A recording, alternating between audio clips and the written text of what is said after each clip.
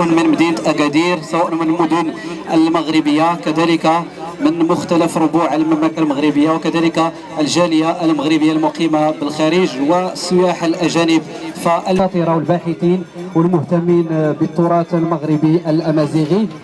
كذلك غادي يكون عندنا استعراض ديال الكرنفال ديال بيلمون الدولي بأكادير.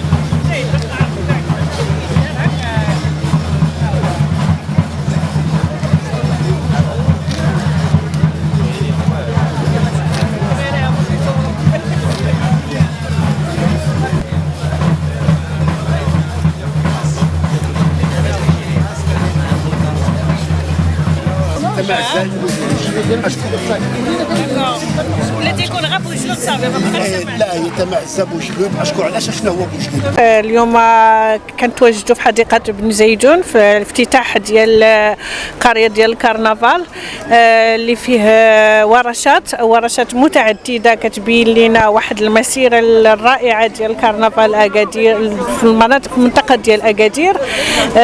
كما قلت لكم هاد الورشات كتبين يعني الطريقه اللي كنخدموا بها البوجلود واللي تنخدموا بها الجلود والاستعمالات المتعدده، يعني اوراش جميله ديال الحرف اللي اشتغلوا فيها شباب وبدعوا فيها شباب. حتى يعني الزائر المغربي او الزائر الاجنبي بنا يتعرف على مراحل ديال هاد يعني هاد الجلد كيفاش كيتصايب ملي كيتذبح حتى تنستعملوه في استعمالات متعدده. هاد المهرجان او فيستيفال ديال كرنفال بيلمون اللي اول مره والدوره الاولى ديالو في مدينه اكادير، جماعه اكادير مع الشركاء ديالها تينظموه وداخل في البرنامج ايضا ديال جماعه اكادير انه غادي تعطى واحد القوه جميله، نعطي واحد القوه يعني الموروث الثقافي ديالنا داخل منطقه اكادير وسوس، خصوصا تسليط الضوء على مهرجان او على بيلمون.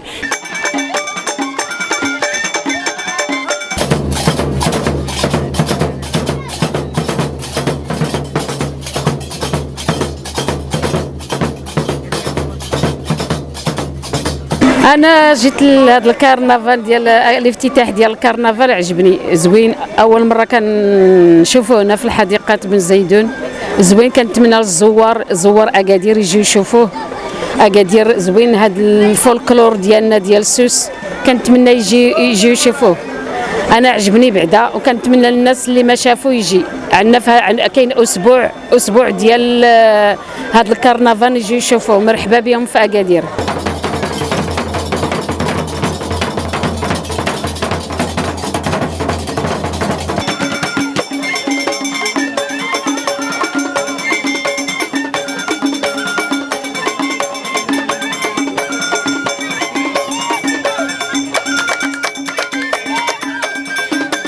هو بيلمون او بوجلود، نعرف بانه يعتمد على الذبيحه، يعتمد على الجلد. اذا القريه كلها تدور حول ما يصنع من الجلد، سواء كان بوجلود اللباس او الادوات او الوسائل الموسيقيه بحال الكانكا، بحال التالونت، بحال البندير، ثم الالات الوتريه، السنتير، اللوطار، اللوطار، الرباب، وحتى تيدينيت ديال افريقيا كلها تعتمد على الجلد، بالاضافه الى دوكان، الى هذه الاشياء كلها. حاولنا علاش ما نديروا سوق ديال الجلد منطلق من هذه الذبيحه كما كنقولوا لو ساكريفيس، وداخله في هذا الطقس الاحتفالي. ومعروف بان بوجلود في الاصل ديالو هو ينتمي الى تربه زراعيه، الى مجتمعات زراعيه رعويه عندها تربيه الماشيه والزراعه، وانتقلت الى المدن بتقاليدها وحتى باسمائها. حتى مثلا الفضاء ديال الوسط فاش كان الفرجه سميتو اسرير، بمعنى انه كنجيبوا هذه الاشياء من الباديه المغربيه ونريد ان يعود بوجلود الى اصالته. بوجلود هو احتفال مغربي يجب ان يبقى مغربيا، لا بتقاليده لا بالاشكال والشخوص التي يقدمها.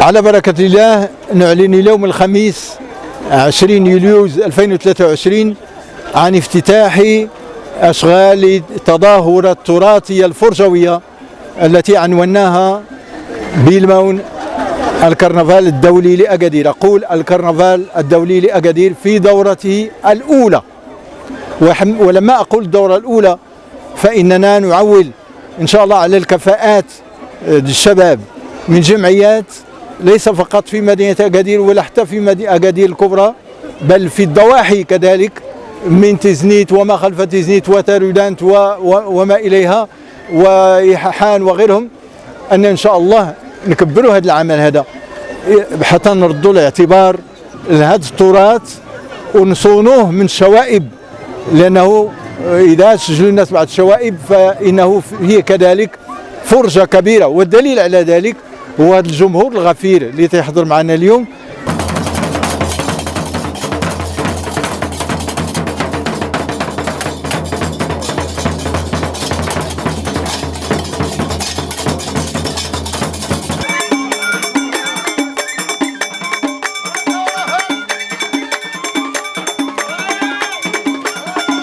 إذا اليوم حاضرين في افتتاح الكرنفال الدولي بوجلود بالماون النسخة الأولى بحضور كبير للشركاء اللي ساهموا في هذه التظاهرة هذه.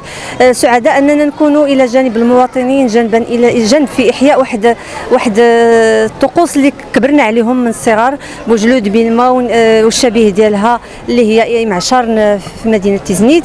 هذه التظاهرة هذه اللي كنرميو أنها نعرفوا هذه الثقافه هذه ولا هذا الموروث اللي كبرنا عليه في الصغر ديالنا. الاطفال حضروا في ورشات اللي هي تعريفيه واللي هي متعلقه اللي كاينه في هذه الحديقه هذه. ان شاء الله الفرجه ستكون متواصله غدا وبعد غد بالكرنفال الدولي وباحياء السهره الكبرى اليوم الاحد.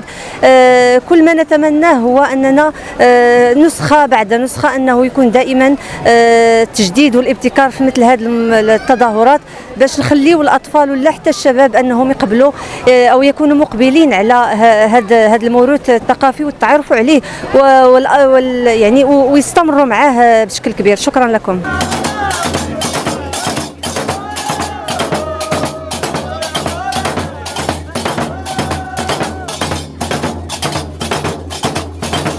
أسامة الطير، رئيس مجموعة استينيما كنديروا لانيماسيون ايفينمونسيال.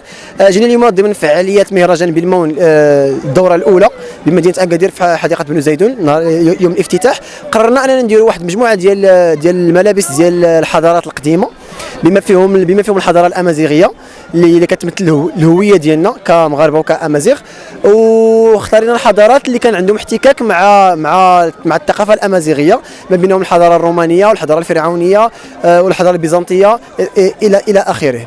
واليوم جينا يعني بغيت نقول بلي هاد الكوستيم سون يعني مصايبين باليد، يعني فابريكاسيون مانيويل و كونسيبسيون اوريجينال بازي على معطيات تاريخيه وجغرافيه.